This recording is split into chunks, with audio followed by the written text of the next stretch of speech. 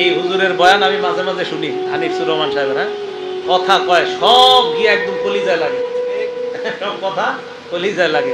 একটা বয়ান করছে, কতবার যে এই বয়ানটা আমি শুনছি জানেন। এই বাপ, তোমরা যারা চিন্তা করো না, তোমরা বলো না বাজান, বলো না এই দরদি ভাই চিৎকার করে বললাম, তুমি যদি বলো তোমার পায়ে ধরতে, আমি পায়ে ধরতে রাজি। তুমি যদি বলো তোমারে জড়িয়ে ধরে কাঁদতে, আমি কাঁদতে রাজি। তুমি বলো কেন আল্লাহর সাথে রাগ করলা, কেন আল্লাহর সাথে রাগ করলা, কেন আল্লাহর সাথে নারাজ হইলা, কেন সেজদা কপালে ছুটলো না, কেন মালিকের সাথে সারাদিনের এত কিছুর বিনিময়ে আল্লাহ তাআলা একটা মিস কল দিলে, 2 সেকেন্ডের একটা মিস কল দিলে বন্ধু তুমি টের পাও তোমার মোবাইলে মিস কল আসছে। এত বড় মসজিদে 6টা মাইকের হরন দিয়া আল্লাহু আকবার বলে তোমারে ডাক দেয়, তোমার একটা বারও কানে লাগে না, বিবেকে লাগে না। তোর মতো শক্ত ডাকাত, তোর মতো পাষাণ বেটার কে হইতে পারে? বেটা কথা বলেন না কেন? তুই ডাকাত, কত বড় ডাকাত।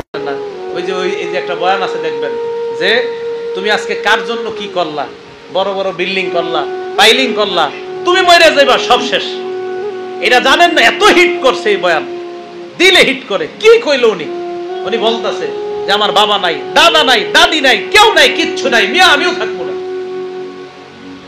ওনাদের বয়ান আমি মাঝে মাঝে চিন্তা করি, আল্লামা মুস্তাকুর নবী সাহেব, আমাদের মাওলানা আনিসুর রহমান আশরাফি সাহেব আমারে খুব মহব্বত করে, ওনারা খুব মহব্বত করে, কিন্তু আসলে আমি অকৃতজ্ঞ বান্দা, এখনো দেখা করতে পারতেছি না। যাবো ইনশাআল্লাহ। হুজুর আনিসুর রহমান আশরাফি সাহেব দেখবেন কোনো সুর সার কিচ্ছু নাই, কথা গিয়া শুভ লাগে, দিলে একদম হিট করে। কি আজীব এক ইয়া। আমলি মানুষ তো, আমলি মানুষ তো যা কয় তাই ভালো লাগে। আমলি মানুষ দেখবেন যা কইব এটাই ভালো লাগে। আপনারা যদি একটা থাবর দেয় আমলি মানুষ, জি হুজুর মারেন আমারে মারেন, তাও ভালো লাগবে।